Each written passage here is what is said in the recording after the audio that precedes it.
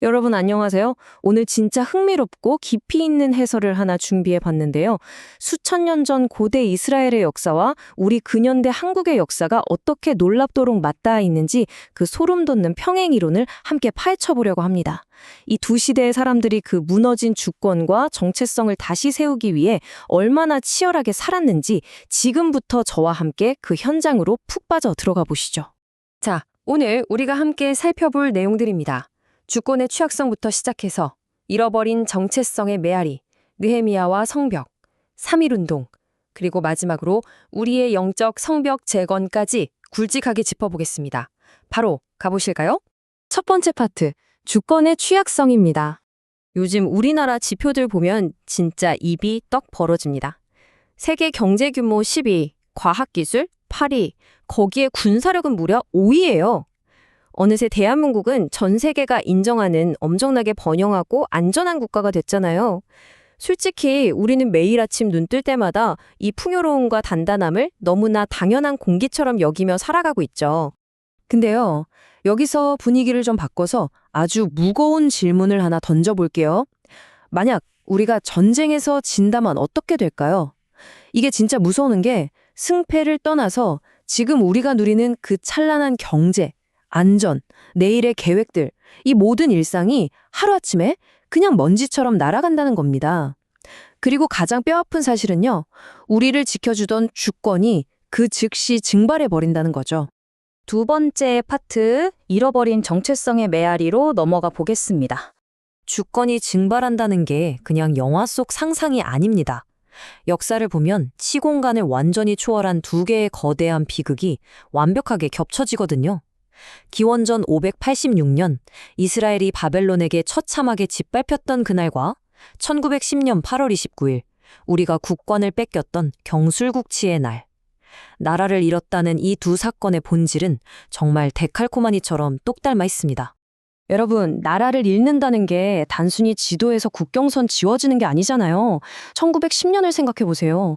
우리 말인 한글 쓰지 마라, 자랑스러운 태극기 달지 마라, 심지어 나라 이름까지 지워버렸습니다. 하지만 진짜 끔찍하고 잔인한 건 눈에 보이지 않는 곳에서 벌어졌어요. 바로 인간으로서의 기본 존엄성이 완전히 짓밟히고 우리가 누구인지 그 정체성의 뿌리가 송두리째 뽑혀 나갔다는 겁니다. 자, 그럼 이 1910년의 아픔을 그대로 안고 기원전 586년 이스라엘로 가볼까요? 바벨론이 쳐들어왔을 때 예루살렘은 말 그대로 잿더미가 됐습니다. 성전은 박살나고 지켜주던 성벽은 싹 다 무너져 내렸어요. 상상해보세요. 그 폐허 속에서 엄마들이 울면서 아이들 손을 잡고 낯선 타국으로 질질 끌려갔습니다. 무려 3번이나 참혹한 포로 신세가 된 거예요. 주권을 잃어버린 사람들의 현실은 이렇게나 절망적입니다. 세 번째 파트, 느헤미야와 성벽입니다. 여기서부터 아주 극적인 반전이 일어납니다. 역사는 진짜 알다가도 모를 일이죠. 영원할 것 같던 그 무시무시한 바벨론 제국이 새롭게 떠오른 페르시아한테 하루아침에 훅 무너진 겁니다. 그리고 진짜 믿기 힘든 일이 벌어지는데 새로운 페르시아 제국이 포로들에게 너희들 고향으로 돌아가도 좋아 라고 허락을 한 거예요. 수십 년의 세월 동안 3차례에 걸쳐 기적적인 귀환길이 열린 겁니다. 이때 진짜 흥미로운 인물이 한 명 등장합니다. 느헤미야라는 사람인데요. 여러분, 이 사람은 비참한 포로가 아니었어요. 오히려 당시 세계 최고 권력자였던 페르시아 왕의 최측근 술관원이었습니다. 이게 뭐 단순한 시종이 아니라 왕이 먹을 걸 먼저 기미하면서 생명을 지키는 자리니까 오늘날로 치면 대통령 비서실장급의 초특급 고위직인 거죠. 완벽하게 보장된 미래, 편안한 노후, 마음만 먹으면 굳이 그 폐허가 된 예루살렘으로 돌아갈 이유가 1도 없는 그야말로 상위 1% 성공한 사람이었습니다. 근데 이렇게 완벽한 삶을 살던 느헤미야가 고향 예루살렘이 여전히 처참하게 무너져 있다는 소식을 듣고 어떻게 한 줄 아세요? 그냥 그 자리에 주저앉아 퐁퐁 통곡을 합니다. 밥도 다 끊고 금식하면서 간절히 기도해요. 그러고는 자기가 누리던 그 모든 꿀 같은 삶을 싹 다 포기해버립니다. 오직 무너진 조국을 다시 세우겠다는 일념 하나로 그 험난한 귀한 길에 오릅니다. 조국을 향한 엄청난 사랑, 바로 그거였죠.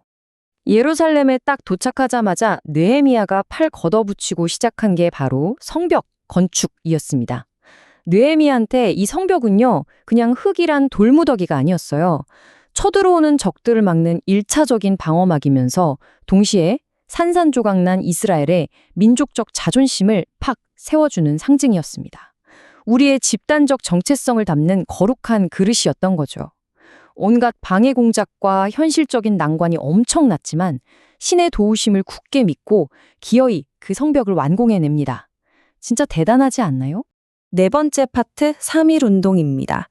자, 이제 다시 우리 역사로 돌아와 보죠. 화면에 보이는 이 숫자, 1919년.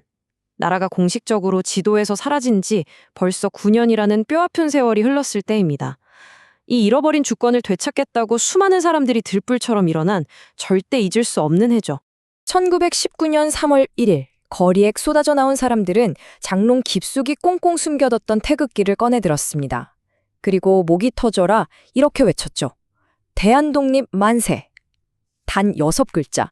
이 짧고 굵은 외침 안에는 무너진 민족의 정체성과 존엄성을 우리 손으로 꼭 다시 세우겠다는 끓어오르는 애국심이 고스란히 담겨 있었습니다. 이 거대한 만세의 물결 중심에는 조국의 무너진 모습을 보며 눈물을 흘렸던 느헤미야 같은 믿음의 사람들이 진짜 많았습니다. 내 한 몸 편하게 사는 것보다 조국의 무너진 성벽을 다시 쌓아 올리는 걸 훨씬 더 중요하게 여긴 분들이었죠. 그리고 역사 속 기적처럼 이 피땀 어린 노력과 간절한 기도는 결국 응답받아 찬란한 조국의 독립이라는 결실을 맺게 됩니다. 자, 이제 마지막 5번째 파트, 우리의 영적 성벽 재건입니다. 그래서 오늘 이야기의 가장 핵심적인 질문은 바로 이겁니다. 대한민국이라는 튼튼해 보이는 나라에서 살고 있는 지금의 우리는 과연 어떤 성벽을 세워야 할까요? 누군가는 열심히 스펙을 쌓고, 누군가는 화목한 가정을 만들고, 또 누군가는 빵빵한 커리어라는 성벽을 쌓느라 정신이 없죠. 다 좋은데요. 사실 이 모든 걸 뛰어넘어서 절대 무너지면 안 되는 아주 근본적인 성벽이 따로 있다는 사실을 아셔야 합니다. 원문 자료에서는 현대인들이 악착같이 사수해야 할 3가지 영적 성벽을 콕 집어 말해줍니다. 첫째, 기도의 성벽이에요. 이게 얇아지거나 무너지면 인생에 예기치 못한 태풍이 불 때 삶 전체가 멘탈 붕괴에 빠지며 흔들립니다. 둘째, 말씀의 성벽입니다. 요즘 온갖 정보가 난무하잖아요? 이 성벽이 없으면 무엇이 진짜인지 가짜인지 올바른 판단력이 완전 흐려져요. 셋째, 예배의 성벽입니다.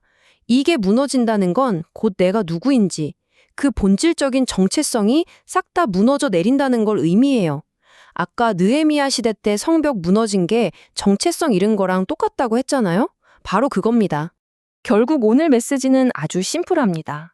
느헤미야가 그 폐허 속에서 돌멩이를 주워 모아 성벽을 재건했던 것처럼 오늘날 우리에게 떨어진 1순위 미션은 바로 내 마음속에 있는 이 영적 성벽들을 아주 단단하게 다시 쌓아 올리는 거예요. 이 보이지 않는 방어벽들이 든든하게 딱 서야만 우리 개인의 삶도 지켜지고 나아가 이 대한민국이라는 나라 위에도 더 선하고 가치 있는 뜻이 시원하게 이루어지지 않겠습니까? 자, 이제 마칠 시간인데요. 여러분 가슴에 아주 묵직한 질문 하나를 남겨드리고 싶습니다. 지금 여러분의 하루하루를 돌아보세요. 기도, 말씀, 예배라는 영적 성벽 중에 혹시 가장 심하게 금이가 있거나 와르르 무너져 내린 곳은 어딥니까? 아, 역사가 이랬구나 하고 그냥 끄덕이며 덮지 마시고요. 그 무너진 성벽의 돌을 다시 척척 쌓아 올리기 위해 여러분은 바로 오늘 어떤 작은 행동부터 시작하시겠습니까? 오늘 준비한 해설은 여기까지입니다. 함께 해주셔서 정말 감사합니다.